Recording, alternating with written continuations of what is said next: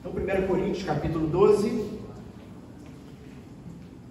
a partir do verso 12. Diz o seguinte, a palavra do Senhor. Porque, assim como o corpo é um e tem muitos membros, e todos os membros, sendo muitos, constituem um só corpo, assim também com respeito a Cristo. Pois em um só Espírito, todos nós fomos batizados em um corpo, quer judeus, quer gregos, quer escravos, quer livres, e a todos nós foi dado beber de um só Espírito. Porque também o corpo não é um só membro, mas muitos. Se disser o pé, por que não sou mão? Não sou do corpo, nem por isso deixa de ser do corpo. Se o ouvido disser, por que não sou olho, não sou do corpo, nem por isso deixa de o ser. Se todo o corpo fosse olho, onde estaria o ouvido? Se todo fosse ouvido, onde o olfato? Mas Deus dispôs os membros, colocando cada um deles no corpo, como lhe aprouve. Se todos, porém, fossem um só membro, onde estaria o corpo? Imaginem um olho gigante andando. Essa é a ideia. Isso não é um corpo, isso é uma aberração, né? O certo é que há muitos membros, mas um só corpo. Não podem os olhos dizer à mão, não precisamos de ti, nem ainda a cabeça aos pés, não preciso de vós.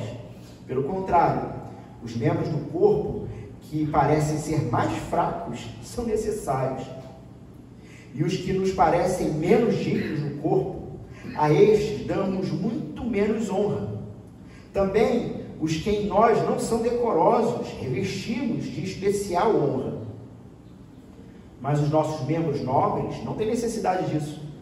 Contudo, Deus coordenou o corpo, concedendo muito mais honra àquilo que menos tinha, para que não haja divisão no corpo, pelo contrário, cooperem os membros com igual cuidado em favor uns dos outros, de maneira que se um membro sofre, todos sofrem com ele, e se um deles é honrado, com ele todos se regozijam. Ora, vós sois do corpo de Cristo e individualmente membros desse corpo. Vamos fechar os olhos, termos mais uma oração. Senhor Deus, nós somos gratos ao Senhor pela Tua palavra. Pedimos Teu socorro, Teu auxílio nesse momento de exposição do texto. Fala ao nosso coração, nos dá entendimento, ilumina a nossa mente, aquece a alma, que saiamos daqui tomando decisões para a vida. Oramos assim em nome do Senhor Jesus. Amém. Podem sentar.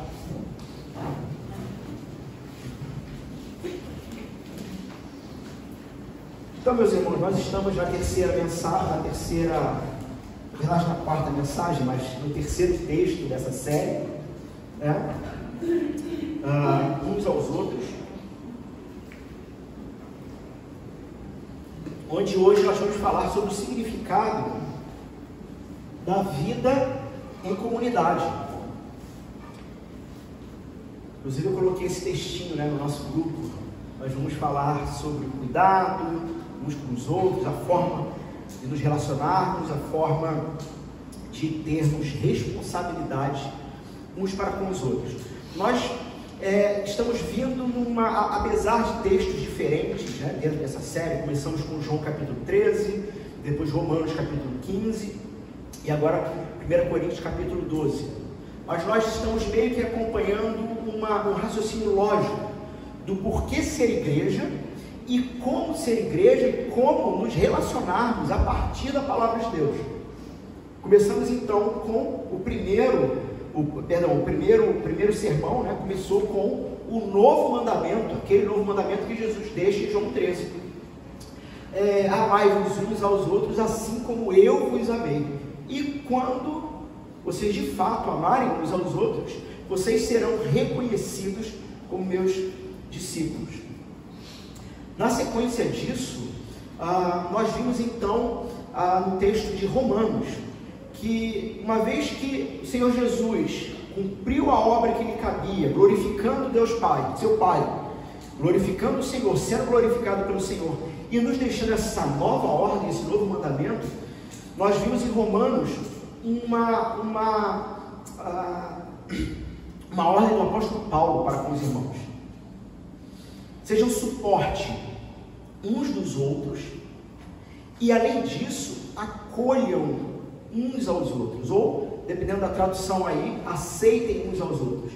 Um termo que nós vimos nas últimas 2 semanas, que esse acolham ou aceitem, ele tem uma ideia de pegar a pessoa, esse que ele vai dizer que é o mais fraco na fé, puxar pelo braço, trazer para perto, como que tornando dele um caminhante com você, um companheiro de jornada. Então você é o mais fraco, ele falou lá no início de Romanos 15, você é mais forte, seja suporte para com o mais fraco, e aí no final do verso 7, aceitem-se uns aos outros, ou seja, tomem uma decisão objetiva de se aproximar desses que talvez sejam mais fracos, e você às vezes pode até se surpreender, mas fazer dele um companheiro de jornada, de caminhada, e não somente isso. A palavrinha no grego também dá uma ideia de não somente jornada de caminhada, mas que dá acesso ao coração. Irmãos, que palavra espetacular para definir igreja e vida de igreja. Alguém que caminha com você, de braços dados contigo, e que mutuamente concede acesso ao próprio coração. E hoje o apóstolo Paulo, então, nesse texto, ele vai trazer aí mais uma orientação para a gente a partir dessa figura que ele está usando aqui do corpo, né? Esse texto aqui, nesse texto, o apóstolo Paulo, ele vai apontar para a impossibilidade, ou seja, é impossível viver uma fé autêntica sem que ela seja vivida de 2 formas. Primeiro, coletivamente. Então, aqui estou dando assim uma espécie de resumão do texto para vocês, para depois a gente entrar de fato no texto, né? Não é possível viver uma fé autêntica sem que ela seja vivida primeiro, coletivamente. E só aqui muita gente já cai pelo caminho, né? Os chamados objetivamente, que se autoconsideram desigrejados. O problema dos desigrejados é quando eles estão nessa situação e têm orgulho disso. Porque todos nós aqui, talvez alguns de vocês já tenham sido um desses, né? Ou estado nessa condição de estar desigrejado, mas não com alegria, né? Na verdade, por falta, talvez, de algumas características cristãs no seu ambiente. Agora, por outro lado, existem aqueles que objetivamente têm alegria em dizer: eu não preciso da igreja para coisa nenhuma. E esse texto aqui de Corinto, de Paulo aos Coríntios, ele já está derrubando essa turma. Tudo bem. E, num certo sentido, num primeiro momento, ele não está nem questionando se essa turma é ou não cristã. Pode até ser mesmo. O problema é que não estará vivendo uma fé autêntica. Por quê? Porque alguém que não tem amor e deleite no objeto de amor e deleite do próprio Senhor, irmãos,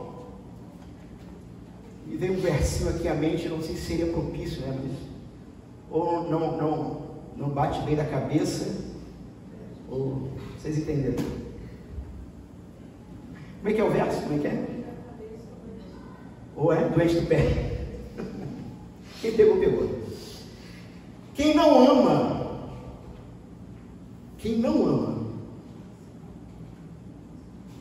e não tem prazer de estar e de comungar com aquilo que nasceu da obra apaixonada de Jesus, tem alguma coisa muito errada. Em contrapartida também, não é possível ter ou viver essa fé autêntica se não houver uma coisa que no texto vai marcar muito, chamado diversidade.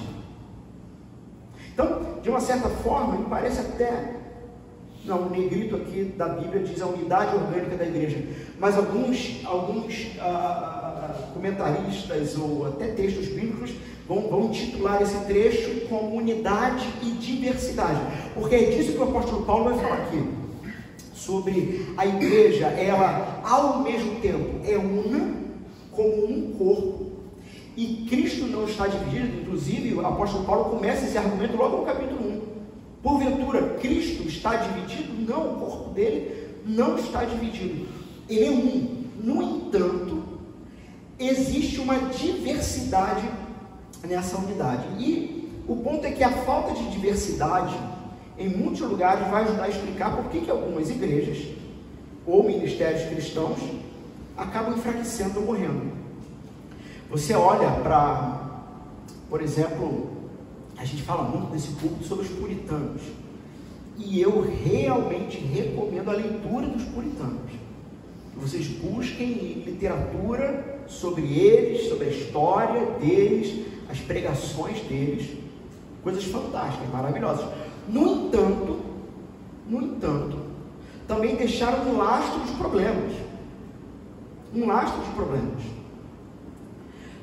Por quê? Porque chegaram a determinados, alguns deles, chegaram a determinados pontos de dizer o seguinte, que se não pensa exatamente como eu, nem cristão é.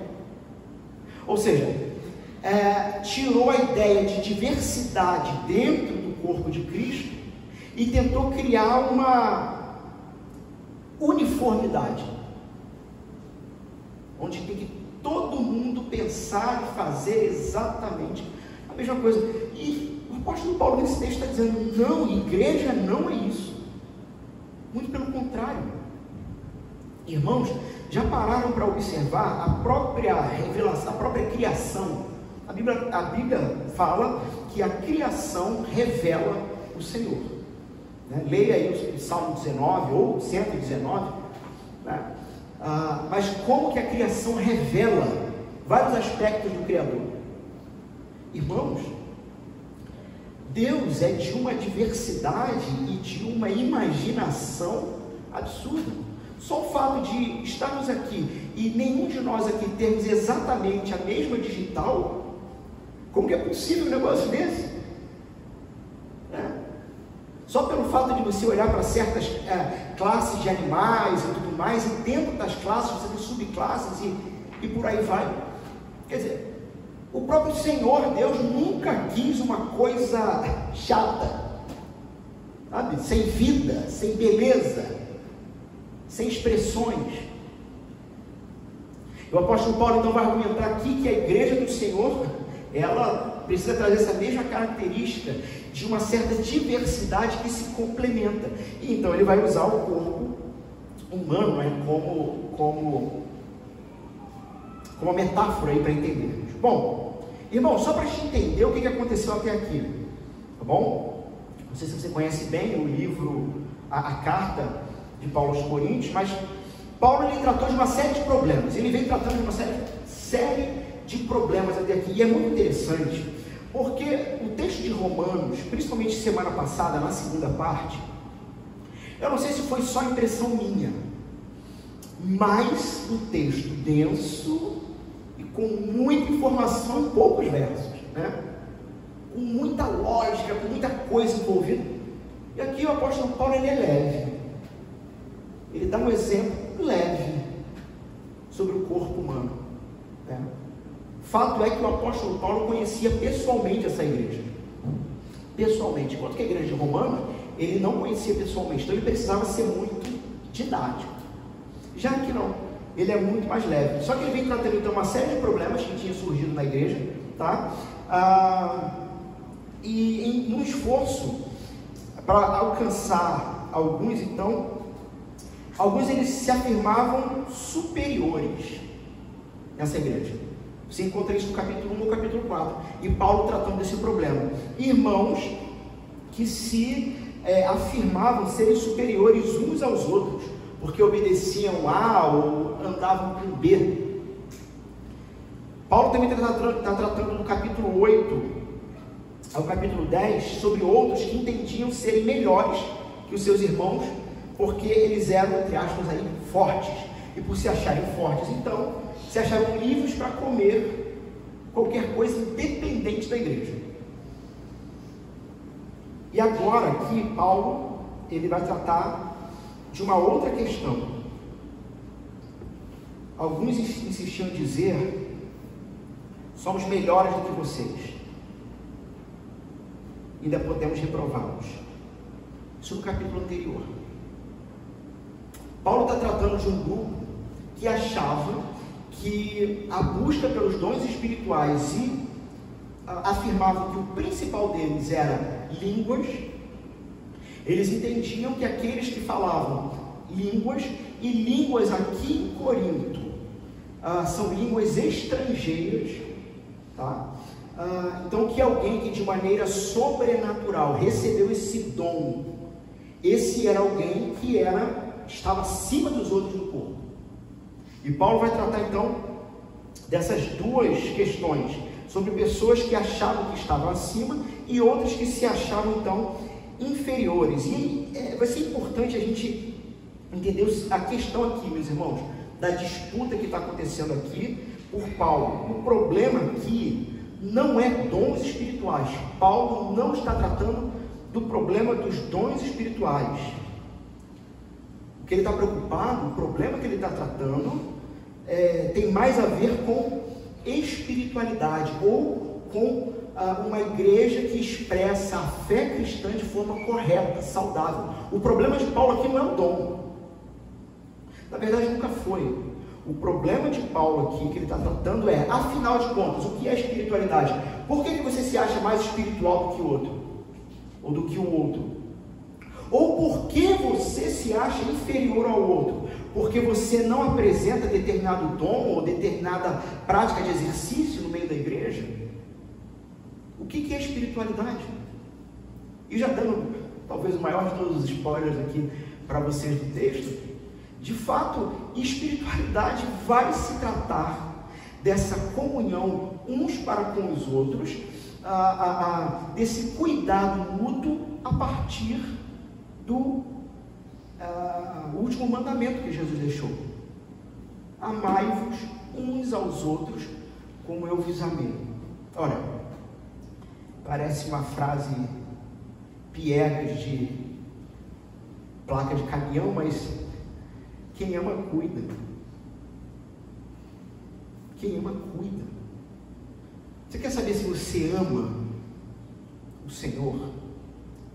Você está cuidando dos seus irmãos?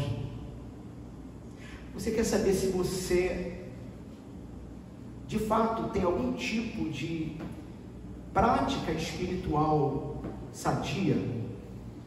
Pastor, eu oro em casa, eu oro, eu leio a Bíblia, alguns sobem monte, ok, é bonito, lá em cima é bonito, mas é bonito, só isso, não há nenhuma mística nisso.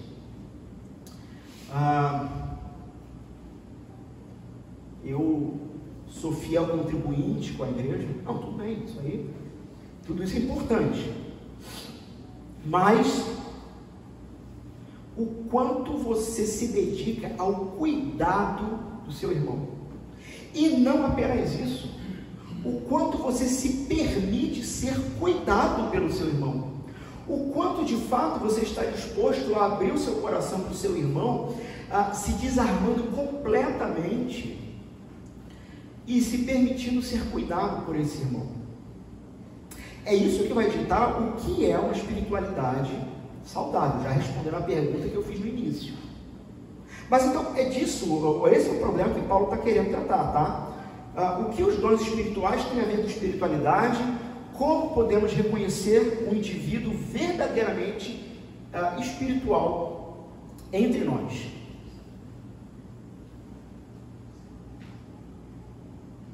Então esse é o problema.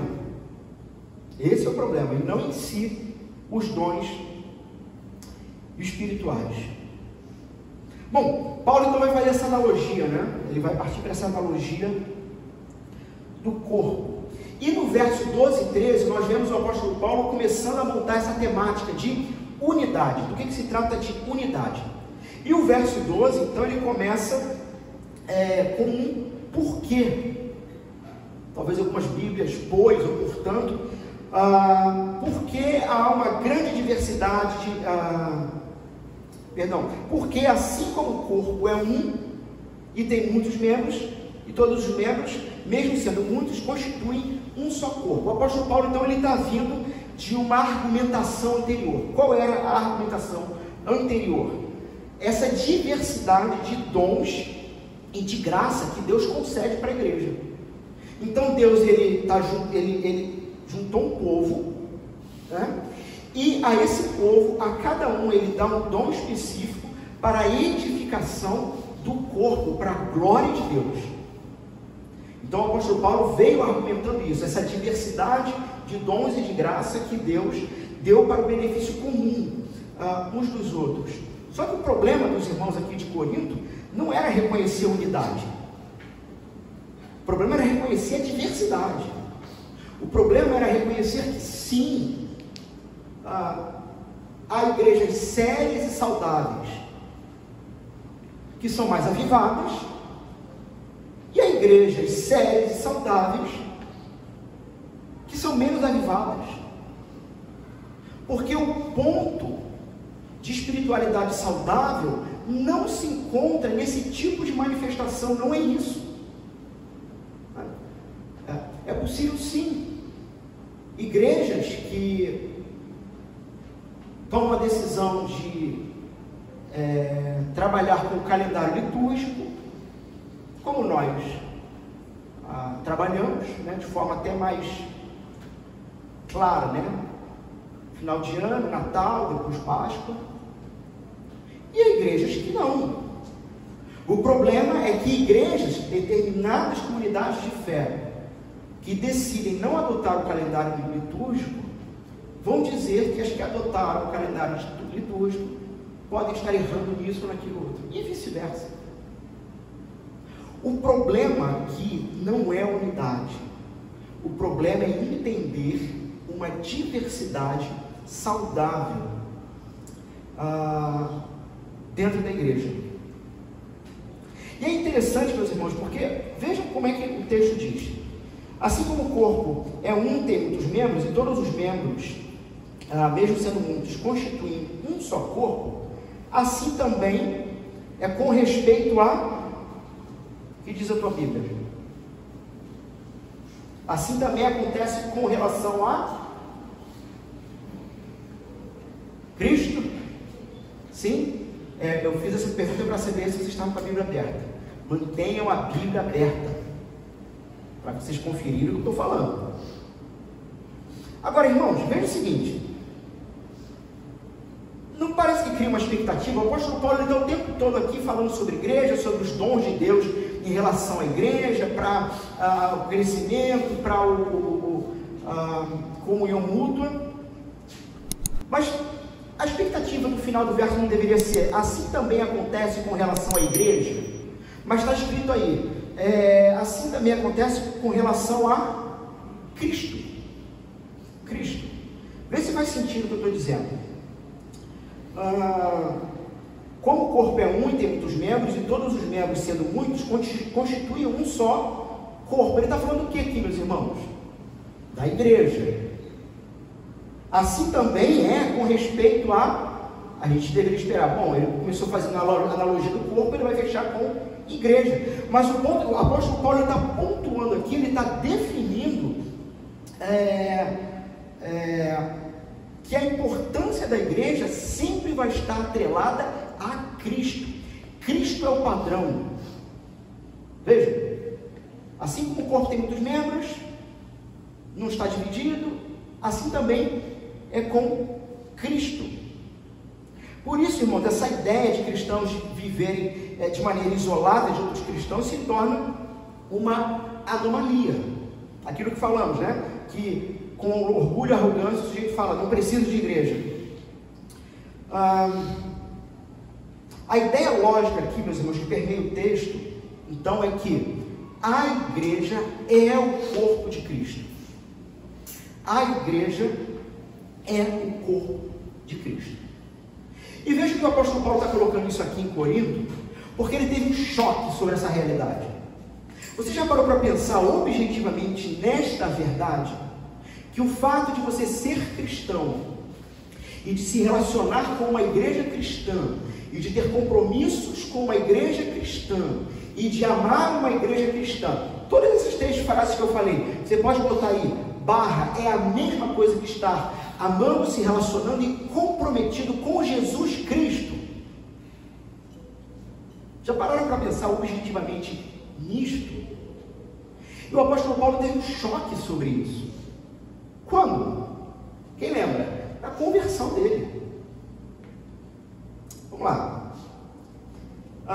Eu vou ler alguns textos aqui só para vocês lembrarem, tá?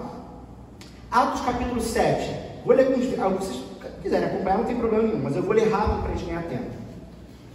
Atos capítulo 7 está falando sobre o martírio de Estevão, diácono Estevão. E lançando-o fora da cidade, o apedrejaram. As testemunhas deixaram suas vestes aos pés de um jovem chamado Saulo. O apedrejaram. Muito bem. Aí vamos para Atos 8. E Saulo consentia na sua morte. Naquele dia levantou-se grande perseguição contra a igreja em Jerusalém. Contra a igreja em Jerusalém. E todos, exceto os apóstolos, foram dispersos pelas regiões da Judéia e de Samaria. Alguns homens piedosos sepultaram Estevão e fizeram grande pranto sobre ele. Saulo, porém, assolava a igreja. Grande perseguição na igreja. Saulo está aprovando tudo isso, e não só aprovava, mas ele estava diretamente envolvido nesse processo, assolando a igreja, entrando pelas casas, invadindo. Imagina, você está lá, de repente entra esse jovem altivo, conhecedor da lei, instruído por Gamaliel, o Gandalf de sua época, o melhor dos melhores, o sábio Gamaliel, né? E entra esse Saulo então, e talvez com mais soldados, e cadeia para os crentes, para os cristãos, arrastando homens, entrava nas casas, arrastando homens e mulheres, encerrava-os no cárcere. Atos 9. Saulo, respirando ainda ameaças e morte contra os discípulos do Senhor, igreja, perseguia a igreja, prendia os cristãos, ele respirava ameaça de morte contra os discípulos. Dirigindo-se ao sumo sacerdote, ele pediu cartas para as sinagogas de Damasco, a fim de que, caso achasse alguns que eram do caminho, eles eram conhecidos, que Jesus é o caminho, assim homens como mulheres os levasse presos para Jerusalém. Seguindo ele estrada fora, ao aproximar-se de Damasco, subitamente uma luz no céu brilhou ao seu redor, e caindo por terra, ele ouviu uma voz que dizia, sabe que era Jesus, e o que essa voz disse para ele? Saulo, Saulo, por que persegues a minha igreja? Quem persegue a igreja do Senhor, persegue o Senhor. Quem se relaciona com a igreja do Senhor, se relaciona com o Senhor.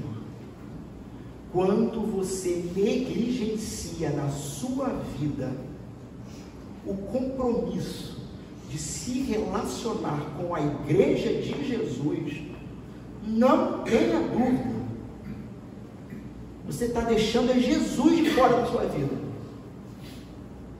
É Jesus que está ficando de fora, quando você não quer saber de igreja. É aquele negócio, né? Aí morre alguém e vem pedir para o pastor orar, né? Fica doente. Fica doente e quer correr para o pastor orar, irmãos. Vamos em frente. Então Cristo disse isso: por que me persegues? Essa então, é daí, né, que Paulo vai desenvolver toda essa ideia, toda essa concepção. O próprio Senhor declarou isso. O próprio Senhor declarou isso, que o grande tema então, e Paulo está tratando disso, o grande tema da preocupação de Jesus é com a igreja dele. Jesus está preocupado com a igreja dele. Você vai ver isso no Novo Testamento inteiro. Você vai ver isso no Apocalipse de maneira apaixonada.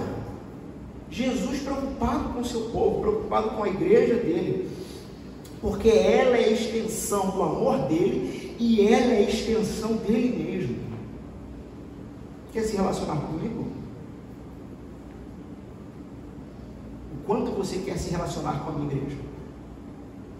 Vai se relacionar com a minha igreja, vai ser duro, vai ser difícil. Irmãos, tem gente chata, não aqui, lá na China, na França, na Espanha, aqui não, Rio de Janeiro também não, São Paulo tem alguns. Não é fácil,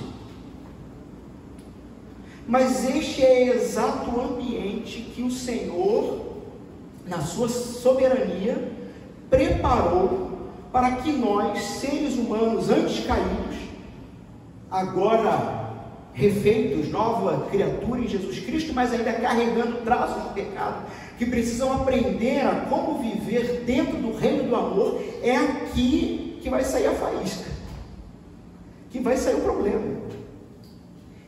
E a palavra de Deus vai dizer que esse problema vai ter que ser tratado o tempo todo a partir de pressupostos que tem como a coroa deles o amor. Então é aquele negócio, se você não está disposto a isso, o Evangelho de Jesus não é para você. Se você não está disposto a ser incomodado a cada domingo com a palavra de Deus sendo exposta, vai ver Chaves ou os Trapalhões. Se você não está disposto a ser confrontado pela palavra, não faz sentido um negócio desse.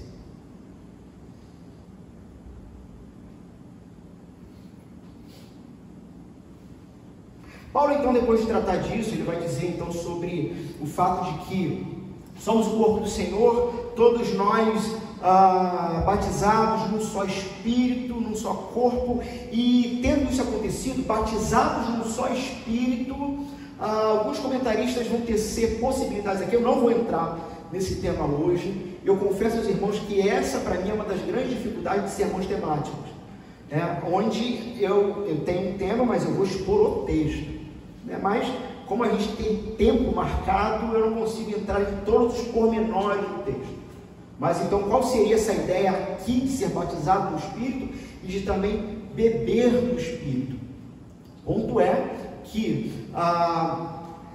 o batismo cristão, ele é a condição visível do que chamamos de o selo do Espírito, a marca do Espírito. Ou, como eu já falei aqui em outros momentos, que o batismo cristão é o passaporte físico da igreja do Senhor. Não vou entrar nesse mérito, nessa discussão hoje, mas o ponto é que, uma vez que todos nós fazemos parte do corpo de Jesus, sendo trazidos e consumindo, a ideia de beber, consumindo do próprio Espírito de Deus, quando isso é uma realidade, não há mais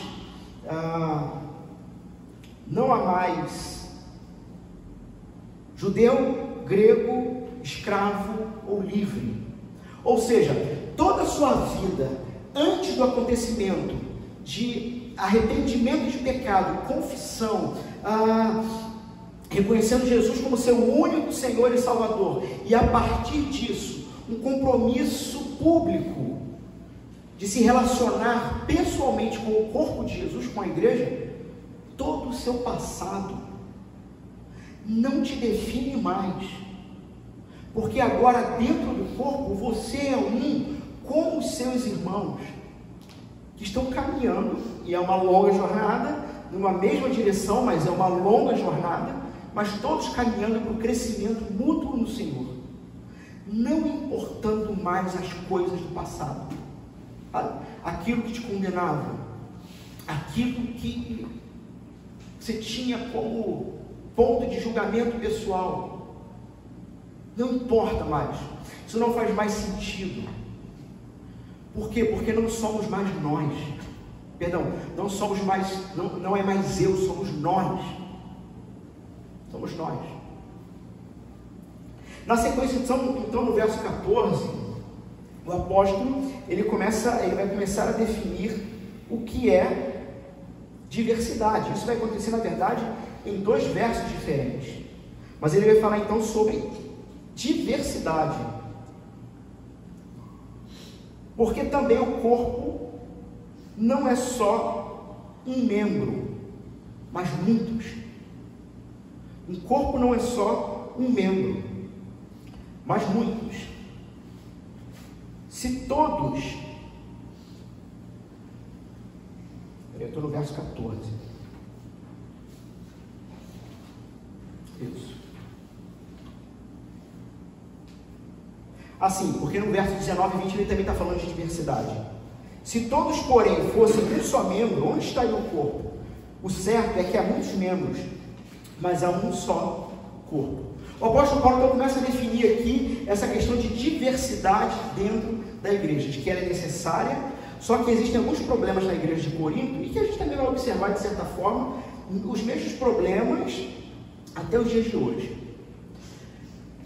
A questão é que, por causa dessa diversidade, que nós vamos ver na sequência do texto, a gente pode fazer aqui uma afirmação. O Evangelho é a resposta contracultural a todo o sistema de organização social humana. Eu sei que ficou longa a frase. O Evangelho é a resposta contracultural a todo o sistema humano. Reduzir um pouquinho. Do que eu estou falando?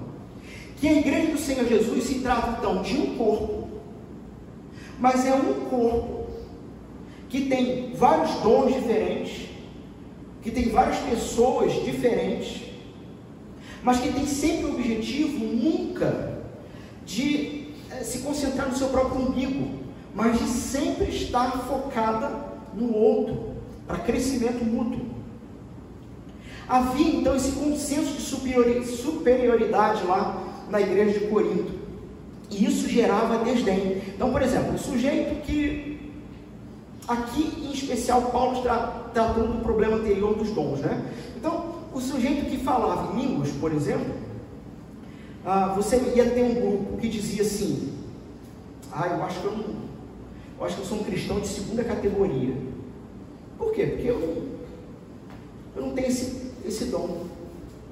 Em contrapartida, você tinha pessoal que tinha os dons e coisa e tal, e se achavam superiores, dizendo: eu sou um cristão de primeira categoria, porque Deus me deu tal dom. Então, isso gerava desdém com aqueles que pareciam ser mais fracos, sabe? Menos dignos. A diversidade, ela mantém a importância de cada indivíduo. Entenda uma frase: a diversidade mantém a importância de cada indivíduo, impedindo que cada um dê valor apenas a si mesmo. E Paulo está querendo defender essa ideia e essa verdade aqui. E eu falei que o Evangelho, com essa proposta, é uma contracultura para tudo. Por quê? Vejam hoje, por exemplo, e é o que está em moda, né? As grandes brigas políticas, ideológicas sobre o indivíduo e o coletivo. Também não vou entrar profundamente nesse tema aqui hoje, só passando por cima, tá? Mas enquanto um grupo vai defender de forma irrestrita a individualidade, o problema é que a individualidade vai estar acima do coletivo, e não é isso que Paulo está dizendo. Não é isso que o apóstolo Paulo está dizendo. Em contrapartida, aqueles que defendem que tudo deve ser coletivo, eles vão eliminar o indivíduo. Então o indivíduo perde valor. Se o indivíduo não se adequa ao coletivo, mata ele, exporta para os Estados Unidos. O outro quer mandar para Cuba. Um quer mandar para os Estados Unidos, quer mandar para Cuba. Por quê? Ideologias de construção social que na verdade separam o homem, enquanto que o Evangelho e a igreja pegam todos os indivíduos e dizem o seguinte: vocês têm dons diferentes, dados por Deus, para crescimento mútuo. Para crescimento mútuo. Paulo então trata do problema dos que se sentem inferiores, tá? Isso está do verso 15 ao 17. Paulo está tratando, está falando com os membros que se sentem inferiores. Se disser o pé, porque não sou mão, não sou corpo, nem por isso deixa de ser do corpo. Se o ouvido disser, porque não sou olho, não sou do corpo, nem por isso deixa de ser corpo. Se todo o corpo fosse olho, onde estaria o ouvido? Se todo fosse ouvido, onde o olfato? Mas Deus dispôs os membros, colocando cada um deles no corpo, como lhe aprouve. Ou seja, a gente percebe aqui o seguinte: Paulo começa ilustrando sobre pessoas que se sentem inferiores, usando partes do corpo que vivem ou que se apresentam aqui de modo inferiorizado. Veja os pares que ele coloca: pé e mão, orelha e olho. Então, membros inferiorizados que levantam a questão e vivem uma atitude de autocomiseração. Sabe, eu sou pobrezinho, Deus não me deu aquele, queria tanto cantar, né, como fulano de tal, ou queria palestrar. Enfim, como se essa pessoa não fizesse parte do corpo. E o que Paulo está dizendo aqui é o seguinte: que todos os membros contribuem, na verdade, para o bom funcionamento do corpo, continua sendo do corpo. Por quê? Porque Deus é soberano, no verso 18, e foi Ele que determinou você assim. Foi Ele que determinou cada pessoa dessa forma. E questionar o próprio Deus é questionar a soberania dele. Tá? Irmãos, é fácil entender, vamos lá, vem comigo aqui. É fácil entender como essa diversidade funciona olhando para esse exemplo aqui do corpo. Nosso corpo está dividido em muitas partes: membros, órgãos, células. Mas a despeito dessas muitas partes, é um corpo. Paulo já disse, ocorre mesmo com Cristo. Por meio do seu Espírito único, nós então dissemos a Deus a antiga forma de se viver. Que antiga forma era essa? Tomávamos decisões independentes, sem pensar nem na vontade de Deus e nem em como a sua decisão afeta os seus irmãos da fé.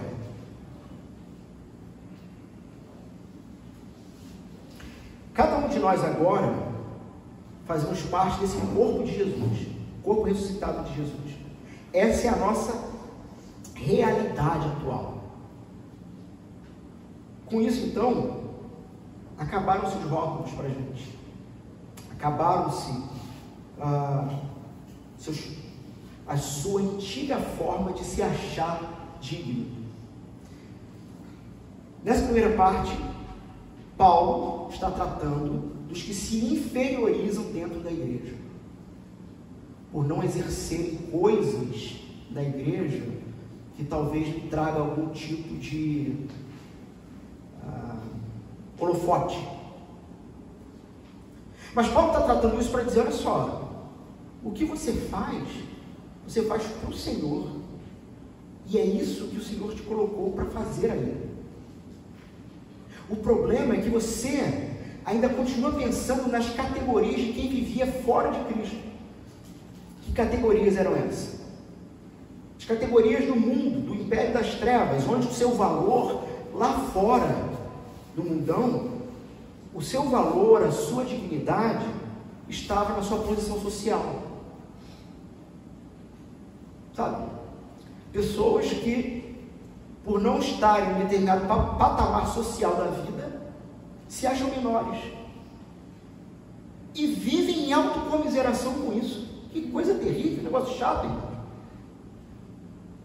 Esqueceu que agora em Cristo não é mais isso que te define, não é mais a sua posição social, não é o seu diploma que te define, não são os seus bens que te dão dignidade, não é o fato de você ter ou não uma família estruturada que define se você é superior ou inferior, aqui no caso, em relação a outras pessoas. E Paulo, eu acho que é porque Paulo escreveu isso aqui, eu acho que sim, Paulo, porque logo na sequência, Paulo vai fazer uma visita, eu acho que quando ele chegou lá, ele deve ter ido a cada um dos irmãos, meu irmão, tu leu? Ele deve ter pegado o cara assim, balançado, você leu? Se você leu, tome a decisão de viver bem para a glória de Deus, seja onde for, atuando com os dons que Deus te deu, seja dentro da igreja, seja fora da igreja, mas não se achando inferior a absolutamente ninguém, porque em Cristo você é outro, você não precisa de diploma para se achar digno ou honrado, não precisa. Você, irmão, eu sei que é ruim até o que eu vou falar aqui, né? Situação do Brasil, do Rio de Janeiro, né? Tão difícil, mas, irmão, tu não precisa nem de emprego para ser considerado digno, nem diante de Deus, nem diante dos seus irmãos.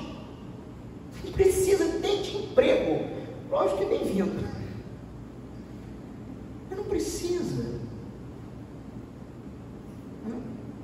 Você está atrás de promoção no trabalho? Você está atrás de mais diplomação?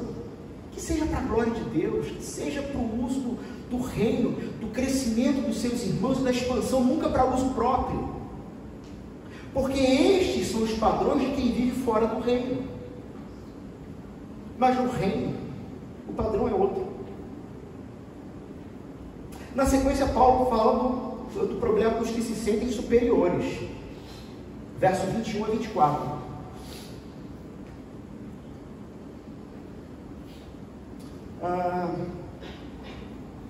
Vou começar do verso 20. O certo é que há muitos membros, mas um só corpo. Não podem os olhos dizer a mão, não precisamos de ti. Percebe como o apóstolo mudou aqui a maneira da argumentação?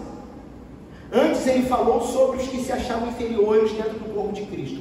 Agora ele está falando com os que se acham superiores, que olham para os demais e dizem: eu não preciso de você. Veja, não podem os olhos dizer a mão, não precisamos de ti, nem ainda a cabeça aos pés, não preciso de vós. Pelo contrário, é até o verso 24. Pelo contrário, os membros do corpo que parecem, olha só o que ele está dizendo, os membros do corpo que parecem ser mais fracos são necessários. São necessários. E os que nos parecem menos dignos do corpo, a estes damos muito mais honra. Também os que nós não são decorosos, revestimos de especial honra. Mas os nossos membros nobres não têm necessidade disso. Irmãos, é mais ou menos assim. Você prefere não ter cabelo ou não ter estômago? Sem cabelo dá para viver. Só que glória tem o estômago? Fígado.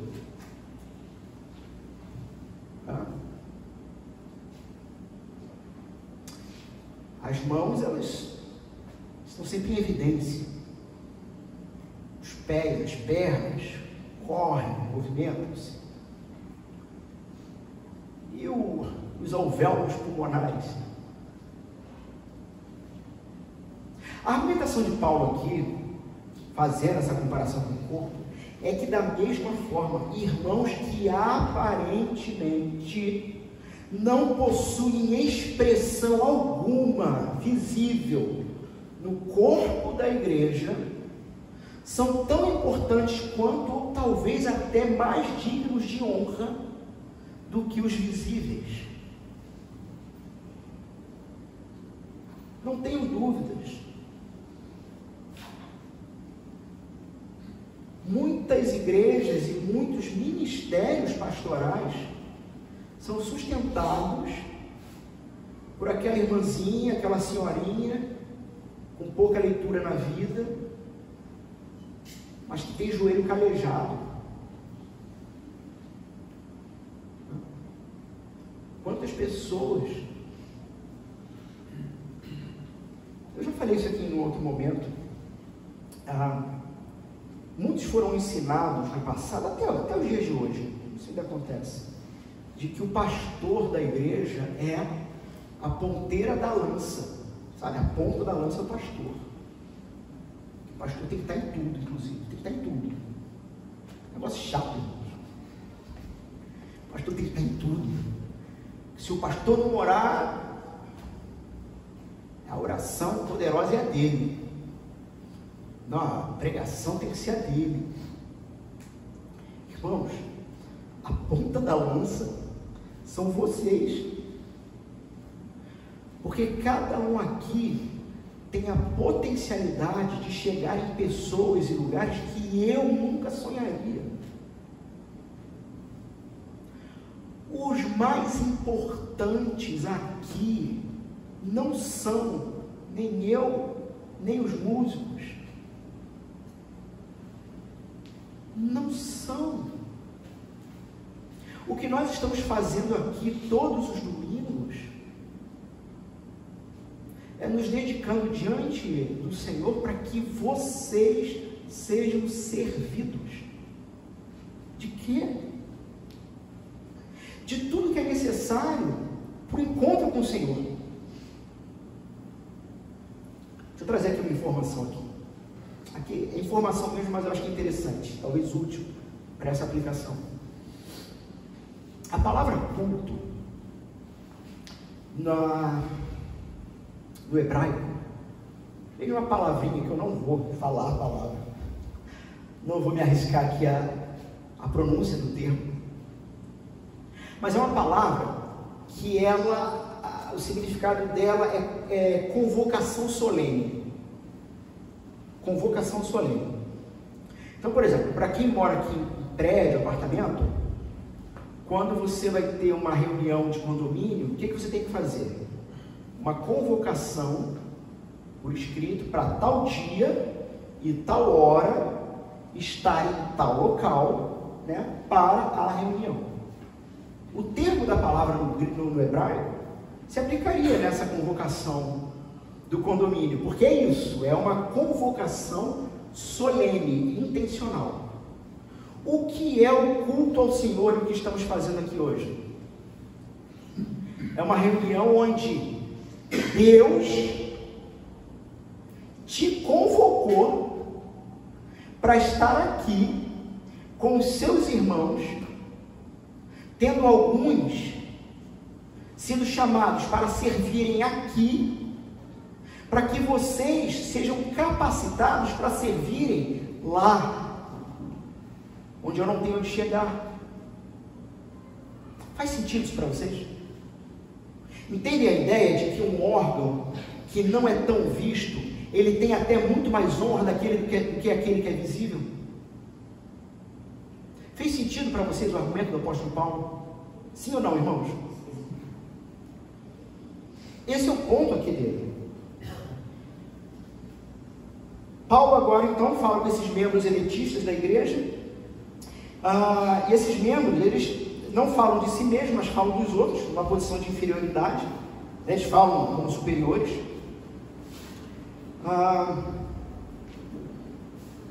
são reprovados, é lógico, pelo apóstolo Paulo. Os mais simples, versos 25 e 26, têm funções tão vitais quanto os mais complexos. Porque Deus tem um propósito, através do corpo de Cristo, trazer honra e dignidade a todos aqueles que antes não possuíam, fazendo de todos importantes dentro do corpo de Cristo. Nesse caso específico, honrar quem está sendo desonrado. Paulo está fazendo isso. O Senhor instruiu Paulo para que Paulo exorte a igreja da época a honrar e dar dignidade a irmãos que estavam sendo tratados como inferiores, porque por N motivos talvez não tinham proeminência na igreja.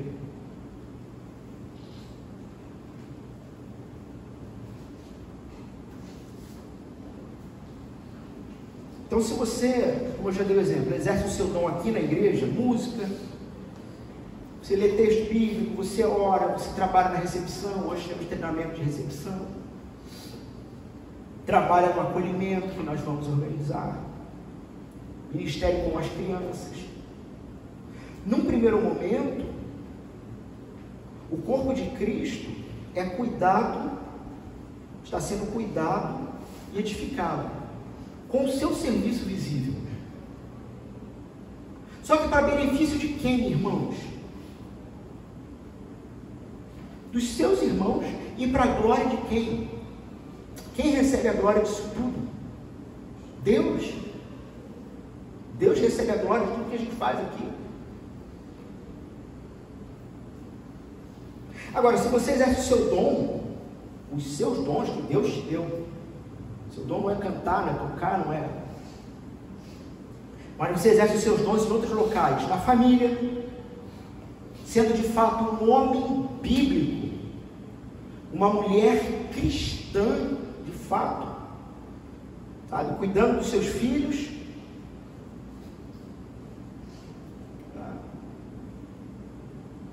socorrendo os fragilizados, necessitados. Você exerce o seu dom no trabalho, sendo honesto, sendo correto, para a glória de Deus, procurando ajudar e orientar aquele que se mostra necessitado disso.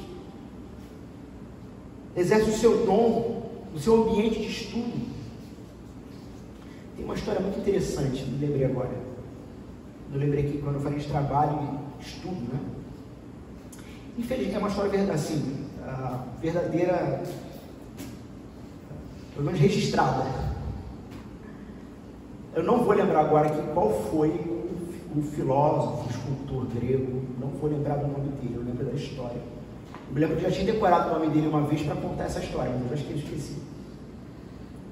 Mas conta-se de um determinado artista, né, escultor, que ele foi famoso, não lembro o nome dele, famoso, que ele foi contratado para esculpir num templo de uma divindade grega. Vamos botar aqui Zeus, tá? Eu não sei também qual era, mas ele foi contratado para esculpir a estátua daquele deus grego no teto daquele templo. E aí quando chega alguém e está o escultor, né? A estátua está lá em cima, está esculpindo, coisa e tal, e o sujeito está trepado nas costas da estátua, fazendo a parte de trás, a musculatura, né? ali do personagem. E o sujeito que chegou perguntou o seguinte: fulano, por que você está tendo o trabalho de esculpir as costas da estátua? Ninguém aqui vai ver. E ele respondeu: os deuses verão. Tá? Alguém que exerce os dons que Deus te deu, te colocando no seio da igreja para a glória de Deus, disseminando o reino dele por aí, é alguém que trabalha sempre tendo esta consciência: o Senhor verá. O Senhor verá.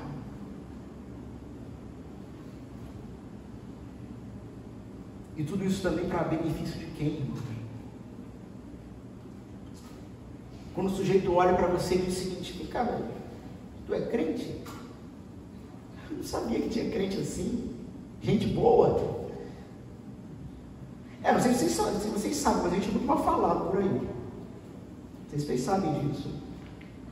Mas de repente alguém fala: caramba, tem crente que é doce, que é amável, que ouve antes de impor a decisão do que ele pensa, mas ouve pelo menos. Quem recebe a glória disso, irmãos? Jesus. O corpo, a igreja, tudo que fazemos para a glória de Deus e em função uns dos outros, e vivendo assim para a glória de Deus, o Senhor é glorificado em todos os ambientes, e assim vai espalhando o reino.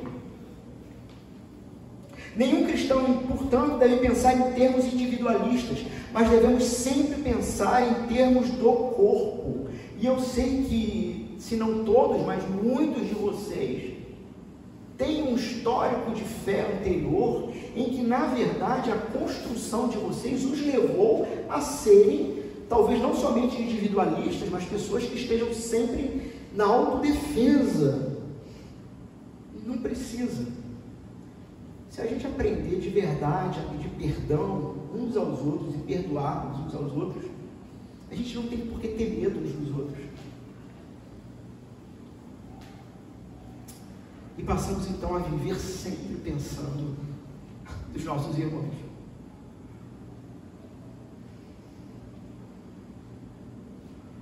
A igreja de Jesus não é local para autopromoção, a igreja de Jesus não é local para ganhos pessoais.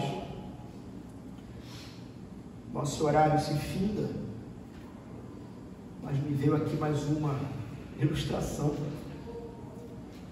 Eu contei para alguns essa semana de um determinado amigo que me fez uma proposta para ganhar dinheiro.